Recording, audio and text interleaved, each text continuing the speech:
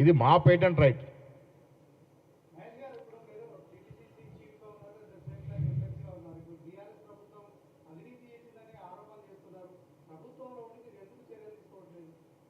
ఇప్పుడు ఏదైనా అవినీతి ఆరోపణలు మీకు గుర్తుండాలి, ప్రభుత్వంలోకి వచ్చి రేవంత్ రెడ్డి గారు ముఖ్యమంత్రిని 18 రోజునే అవినీతి గురించి మాట్లాడారు.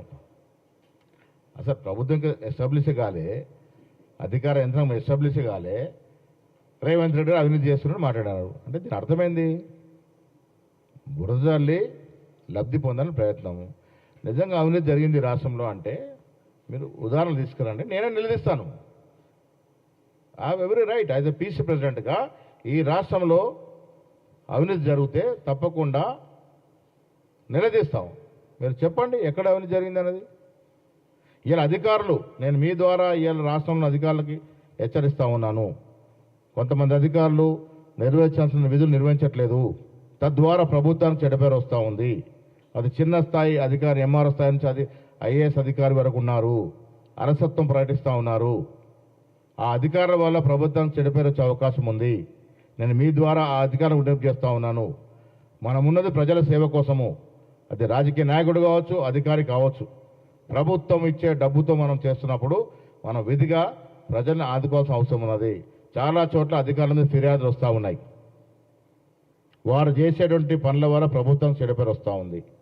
మీ ద్వారా ఆన్ రికార్డ్ ఇవ్వాలి హెచ్చరిస్తూ ఉన్నాను. అది ఎంఆర్ఓ కావచ్చు, ఐఏఎస్ అధికారి కావచ్చు.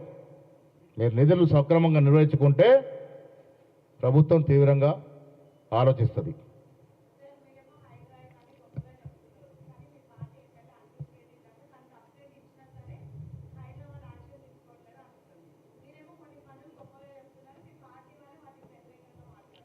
ఇప్పుడు హైడ్రా, నేను ఇవాళ కౌన్సిల్లో మాట చెప్పాను, హైడ్రా కానీ మూసి కానీ గొప్ప కార్యక్రమాలు ప్రభుత్వ అవసరాల కోసం, భవిష్యత్ తరాల అవసరాల కోసం హైడ్రా కానీ మూసి ప్రక్షాళన కానీ హైడ్రా ప్రక్షాళన తీసుకొచ్చాం. హైడ్రాలో ఒక చోట అధికార నిర్లక్ష్యంలో ఒకే ఒక్క బీదవాడి ఇల్లు తొలగించబడ్డది. ఒకే ఒక్క బీదవాడి ఇల్లు, ఆన్ రికార్డ్ రాసుకోండి మీరు. మొత్తం హైడ్రా ఎపిసోడ్లో ఒకే ఒక్క బీదవాడి ఇల్లు తొలగించబడ్డది, అది కూడా చెరువులో ఉంటే. మీరు గుర్తుపెట్టుకోవాల్సింది, Hyderabad is a city of rocks and lakes. Nizam ప్రభు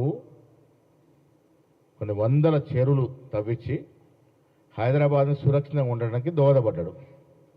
అలాంటి చెరువులు ఇలా కబ్జా గురపడ్డాయి. ఎందుకు బీఆర్ఎస్ నాయకులు గొడవ చేస్తూ ఉన్నారు?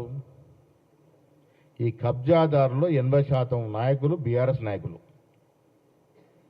ఎమ్మెల్సీలు ఉన్నారు, అందులో ఎమ్మెల్యేలు ఉన్నారు, ఆనాటి మంత్రులు కూడా ఉన్నారు. యథేచ్ఛగా చెరువులను కబ్జా చేసి కట్టడాలు కట్టారు. తద్వారా ఏమైంది, చెరువు గర్భంలోకి పోవాల్సిన నీరు ఇళ్లలోకి వస్తూ ఉంది. ప్రభుత్వం ఎందుకు ఆ చర్యలు తీసుకుంది? మూసి ప్రక్షాళన. 18,000 ఇండ్లు డబుల్ బెడ్రూమ్ మూసి నిర్వాసనకి ఇస్తూ ఉన్నాం. ఎందుకు ఇస్తూ ఉన్నాం? మూసి నదిలో మధ్యలో నివసిస్తూ ఉన్నారు బీద జనం, ఈగలు దోమల బాధ నివసిస్తూ ఉన్నారు. మీకు తెలిసి ఉండాలి, 1912లోనో 1908లోనో, నాకు కరెక్ట్ డేట్ తెలియదు, గట్టి వాన పడితే హైదరాబాద్లో అప్పుడు జనాభా 80,000, 24,000 జనం కొట్టుకుపోయారు మూసీ నదిలో. ఇప్పుడు కూడా మూసీ నది ఇటు అటువైపులో 40% మంది జనం ఉన్నారు. ఆనాడు నయా పూలు తప్ప అన్ని పూలు కొట్టుకుపోయినాయి. ఇలా వాయనాడులో వచ్చిన వరదలు చూసాం మనం, వాయనాడులో వచ్చిన వాన బీభత్సం చూసాం. అలాంటి గట్టి వాన హైదరాబాద్లో పడితే మూసీలో ఉన్నటువంటి వ్యక్తుల యొక్క పరిస్థితి ఏమిటి? వారి ప్రాణాలు మనకు పట్టవా? దానికోసం మూసి ప్రక్షాళన చేశాం. 80% మూసీలో ఉన్నటువంటి వ్యక్తులు ఒప్పుకొని మాకు పునరావాసం కలగజేయని మేము పోతామని చెప్పిన సందర్భం, వారి కోసం 18,000 ఇండ్లు డబుల్ బెడ్రూమ్ ఇల్లు ఇస్తూ ఉన్నాం. మూసి ప్రక్షాళన జరిగి హైడ్రా పరిపూర్ణంగా సక్సెస్ అవుతాయి, పెట్టుబడులు వస్తాయి. ఎందుకు వస్తాయి? విదేశీ పెట్టుబడి సంస్థలు ఎప్పుడైనా ఎక్కడైనా పెట్టుబడి పెట్టాలంటే అక్కడ ఉండే వాతావరణంతో పాటు వాళ్ళు లైఫ్ సెక్యూరిటీ చూస్తారు, ప్రాణ భద్రత ఏందని అడుగుతారు. అది ఉంటేనే విదేశీ పెట్టుబడులు వస్తాయి.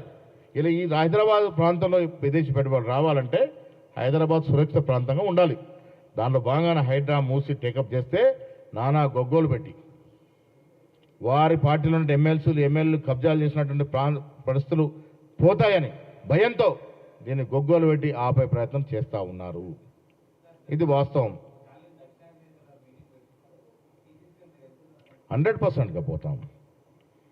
ఇది దక్షిణాది ప్రాంతంలో ఉన్న రాజకీయ నాయకులందరూ కూడా పార్టీలకు అతీతంగా మాకు కూడా పిలుపొచ్చింది. మున్సిపల్ అడ్మినిస్ట్రేషన్ మినిస్టర్ గారు వస్తూ ఉన్నారు రేపు ఎల్లుండో. ముఖ్యమంత్రి గారిని మాతో పాటు ప్రతిపక్షాలందరినీ పిలుస్తూ ఉన్నారు. ఇది మనందరికి కూడా అవసరమైన సబ్జెక్ట్. బీజేపీ వ్యూహాత్మకంగా పర్మనెంట్గా అధికారంలో ఉండాలని ఉత్తర భారతదేశంలో సీట్లు పెంచుకునే యత్నంలో చాలా దుర్మార్గంగా ఆలోచిస్తూ ఉంది. దక్షిణాది ప్రాంతంలో ఏ ఒక్క పార్లమెంట్ సీటు పెరగకపోయినా తగ్గడం తర్వాత తగ్గదని చెప్తా ఉన్నారు. దాంట్లోనే మతలం ఉంది, పెరగాల్సిన అవసరం ఉంది. ఉత్తర భారతదేశంలో ఎన్ని సీట్లు పెరుగుతాయో అదే నిష్పత్తిలో దక్షిణ భారతదేశంలో సీట్లు పెరగాల్సిన అవసరం ఉన్నది. ఆ దశగా ముఖ్యమంత్రి గారు మేము కూడా ఆలోచన చేస్తూ ఉన్నాము. ఒక కమిటీ కూడా వేశాం మేము, దాని మీద పరిశీలన చేస్తూ ఉంది. స్టాలిన్ పెట్టబోయే మీటింగ్ హాజరవుతాం, మా వాడిని వినిపిస్తాం. డీలిమిటేషన్లో లొసుగులు ఉన్నాయి. ఉద్దేశపూర్వకంగా బీజేపీ లోపాయికారిగా ఒక వ్యూహంతో పోతా ఉంది. దక్షిణాది దేశాన్ని